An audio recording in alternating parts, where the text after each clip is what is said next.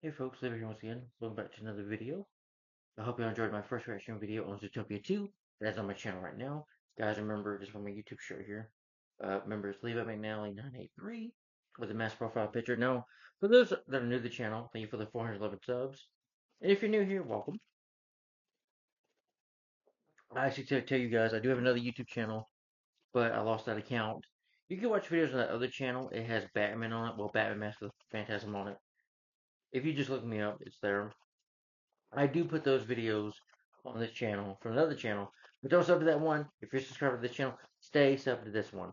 Okay? You will get more videos, more content, more hopefully revisit reviews in the future, more different videos as well. Yes. Anyway, this is another first reaction video. Oh, guys, and if you want to see me do more videos, by the way, um, you can also share my channel with your friends and family. I appreciate that. But when you're subscribed, just click the little bell. It's on my channel, and say it's all personalized, or just click you click it, says all personalized. You click personalized, I think, or notifications or whatever. You'll be notified if I upload a video or something.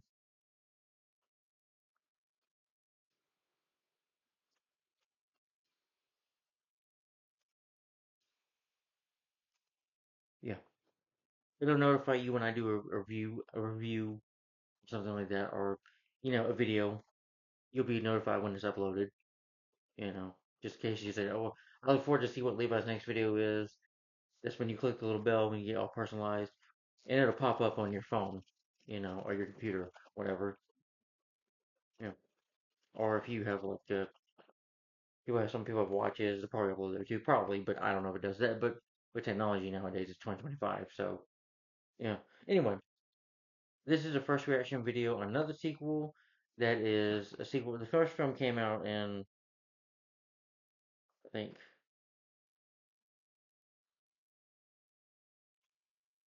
what's 2023 when it came out.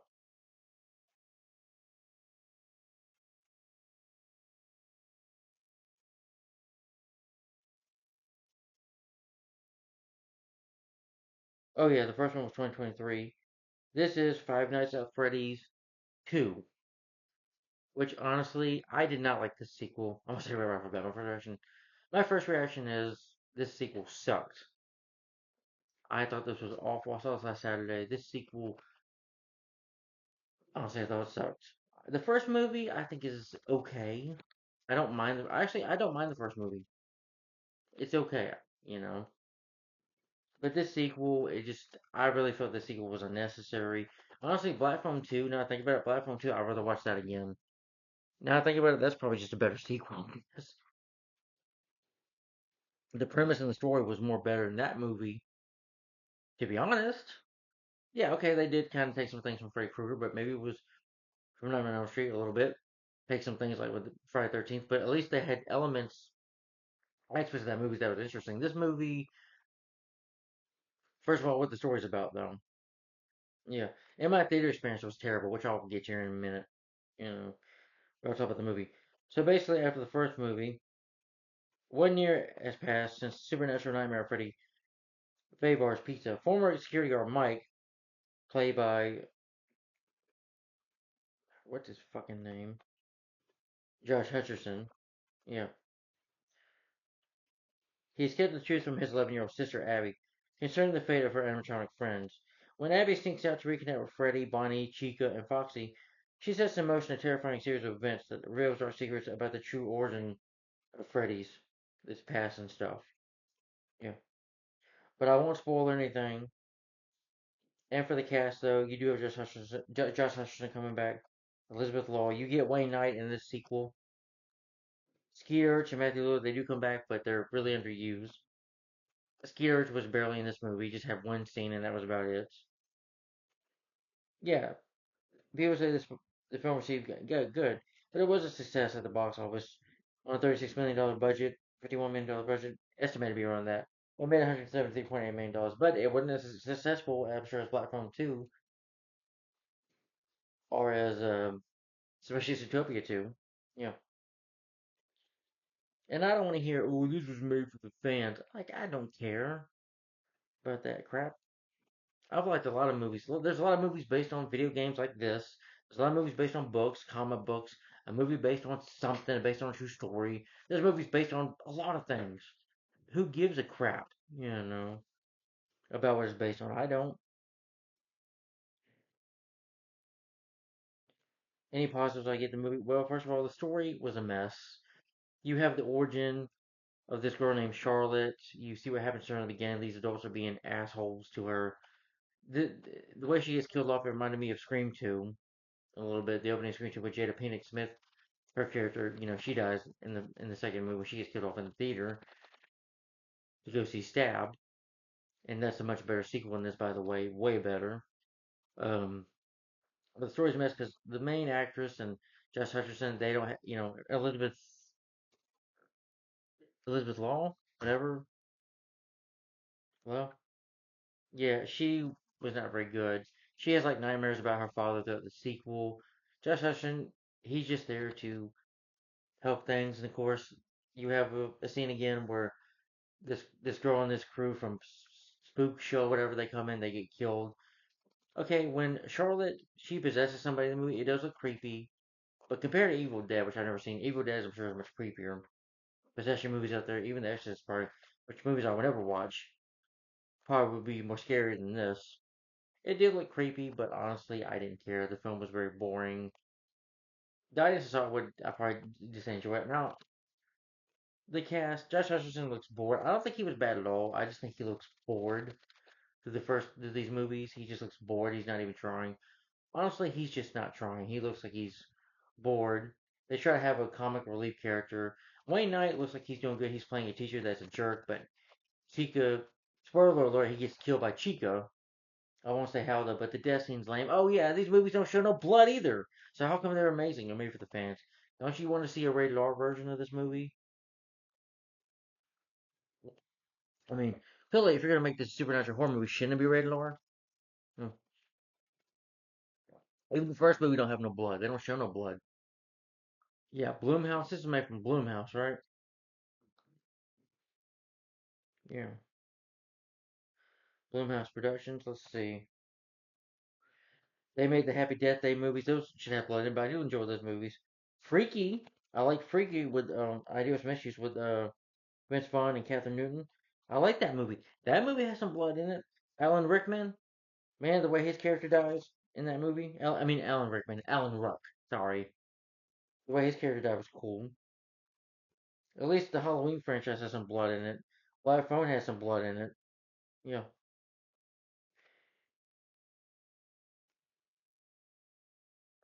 yeah. And the movie they made Get Out, that had some blood in it. That was a real good movie. I loved Get Out. That was a great film. Really disturbing story, really good and creepy. Yeah, this film was just boring. The story's a mess. It's just all over the place for a sequel. And Mike, his sister Abby gets in trouble again. He has to go save her again. And yeah, the way Wayne Knight gets killed off though is stupid. You know, he does. He just seems he can still act. He still is a good actor. But in here, he just gets killed off in a dumb way. Jurassic Park, his death by the philosopher, by the Dilophosaurus in the first Jurassic Park movie, as Dennis Nerdy, his death is much better done in that film, in my opinion. But the sequel was boring. I didn't care for the story direction was bad. The film, I would say, does look well shot. Some of the animatronics do look good in the film. The first movie, the animatronics look real good. I didn't care for the new CGI updated characters. You know, the editing is not that great. There's scenes where Josh Hutcherson is on the computer trying to do something with the animatronics, trying to protect Elizabeth Lowell or whatever, and he has to highlight his face from the animatronic seeing him. Cinematography is pretty good in the film. All met the music score, whatever, it's fine.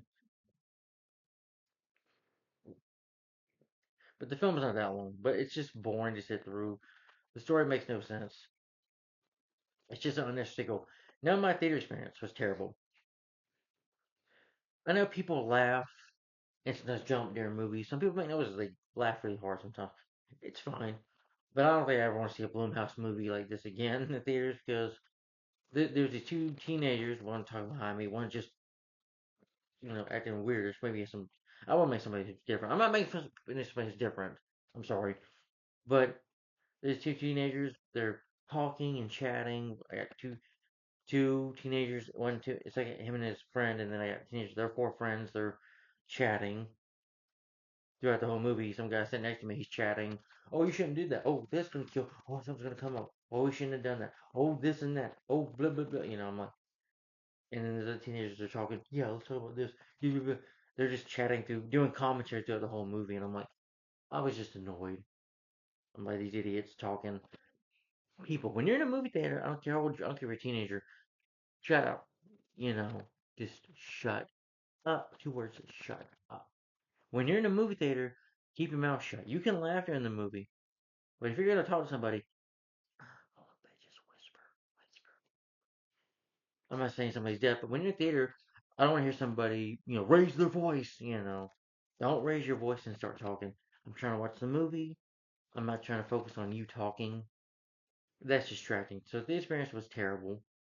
It was like Bumblebee when that this lady answered her phone during the movie. Yeah, she literally picked up her phone and answered it. And I'm like, you don't do that in a movie theater. You don't talk. I don't care if you're sitting next to teenagers. Shut up. Parents are there. If your kids become teenagers, tell them when they get to the movies to keep their mouth shut. Tell them it's respect. People are there to pay to see the movie, not listen to them talk. So when they're in the movies, sit down, shut up. You can laugh and stuff during the movie. That's fine. Or even jump. If it's a horror movie, you can jump. Or say, ooh, or, laughing is good. But don't be chatting. I'm fine with people laughing theater or even jumping, you know, but no being a chatterbox, okay? You're not there. I'm not there to hear you talk. People are there to see the movie. Respect the people seeing the movie. If you can't do that, then wait for the film to come out on DVD or Blu-ray where you can watch it in your room or by yourself in your house. Don't disrespect the people because they want to go to the movies to sit down and watch it and have a good time. They're not going to sit there and listen to you. So I don't need to hear commentary throughout the film. So I don't know why people have to chat, you know, in a movie. But if you don't care, then you shouldn't be in the darn movies. Then don't go to the movies and waste time. You know, that's why I hate going to the movies nowadays because people just don't know how to respect. Can't respect the people going to the movies. Can't keep your children down. Teenagers can't keep it down. Then don't go to the movies. Stay in school. Just enjoy your weekends off. Go party with your friends. Wait till the movie comes out. Or at least your parents should teach you shut up during a movie. Parents, teach your teenagers that. There's so much still. They're still kids if they're teenagers. Yeah, teach them to be quiet during a movie. It's all about respect. Respect others in theaters. If you can't do that, it will tell you during the movie. Silence your cell phones. Be quiet. If you want to go talk, if there's some problem, just get out theaters. You know, yeah. And it's a problem. I think the movie theater staff, people are talking, they should just tell them to leave. Because if you can't respect it, then there's two exits in theaters. You exit. But anyway, the movie itself was just boring, lame. I didn't care for the story. I didn't care for the ending. I didn't care for the Elizabeth Lau character. Josh Hutcherson, they don't have no chemistry. Josh Hutcherson, he looks bored through these movies, like he's drunk basically half the time. Like he just does not want to be there. The girl who plays Abby, she tries, she's pretty good. But I don't want to spoil too much what happens with her at the climax. I don't want to say any spoilers. But this sequel was lame. You want to see a good horror sequel? Just see Black Phone 2. That's much, much better. Even though, I was saying my opinion changed with that right now. I was thinking myself watching this movie, I'm like, I wish I just would watch Black Phone 2 again. I'd rather watch that again. But this sequel was a mess. Architopia 2, those were better sequels. Avoid those. This is one of the worst sequels I've ever seen so far. Again, my opinion can change on it. I know Megan Fox voices Chica. I didn't care for her either. Never cared for her as an actress. There's moments where I could just laugh at her, but her performance and her voice is just irritating and laughable to listen to. So anyway, I just didn't care. Wayne Knight, Matthew Lillard, Skeeter, they try, but honestly, they're just wasted potential here. They're wasted. They don't really have nothing to do. The only great actors are in this movie. Josh Hutcherson's a good actor, but again, he has nothing to do. You know, he more like he's just bored throughout the whole movie. You know, I just didn't care for it. But anyway, that's just my opinion. So, anyway, guys, thanks for watching and stay tuned.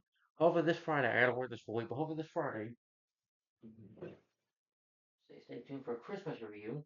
That will be for A Miracle on 34th Street. Yes, I'm gonna try to review this on Friday night because the coming week, can you believe it? Not this week, but the coming week after, this week after, is Christmas. Came like that, didn't it? But I definitely want to do a Christmas review this year. So that'll be a special moment. So Miracle on 34th Street, 1947 Christmas classic film starring late Natalie Wood also. Isn't yeah, that's coming next. So let me know what you think about Five Nights at Freddy's 2, guys. And what do you think of it in your opinion if you've seen it? What do you think of the first movie? Tell me in the comments down below. Thanks for watching. Bye bye. And don't forget to share, like, comment, subscribe. See you later. Thanks for watching. Bye. Bye bye.